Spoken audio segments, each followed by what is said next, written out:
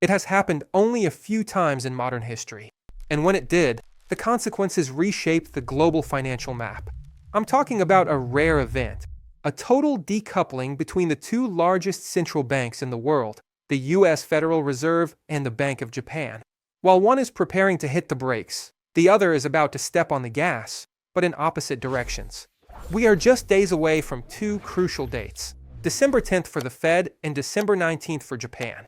And what is happening beneath the surface of the markets explains exactly why your assets are moving strangely and why Bitcoin is struggling while the S&P 500 seems to live in a parallel universe.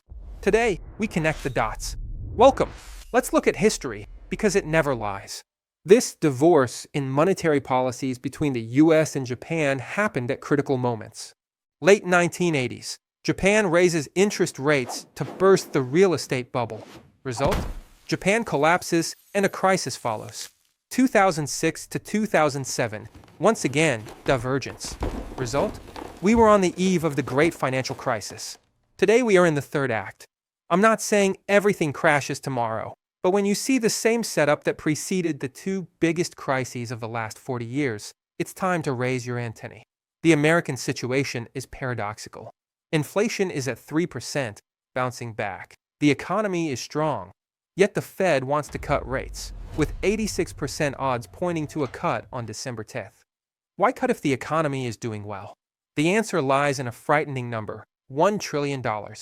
That's what the US pays annually just in interest on its public debt. We have surpassed military spending. The Fed is forced to cut not because of the economy, but because of fiscal dominance. They must save the government's balance sheet. But here's the twist. Markets aren't stupid. While the Fed says, I will cut rates soon, the bond market, the long end, 10-year treasuries, is rebelling. Yields are rising instead of falling. The market is telling the Fed, if you cut rates for political reasons now, you'll reignite inflation. We don't trust you, so we demand higher yields. On the other side of the world, Japan has woken up. After decades of zero rates, inflation is biting there too, and they are raising the cost of money. Japanese yields are breaking levels unseen since 2008. Why does this matter?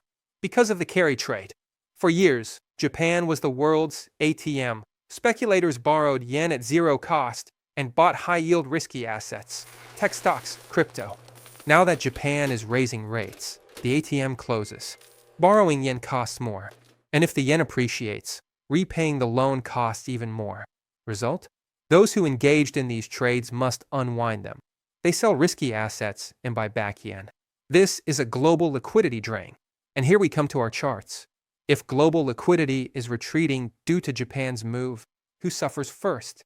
Not the center of the system, the S&P 500, but the outer speculative edges. Since mid-October, we've seen another decoupling. The S&P 500 holds up, maybe supported by end-of-year fund window dressing, while Bitcoin falls.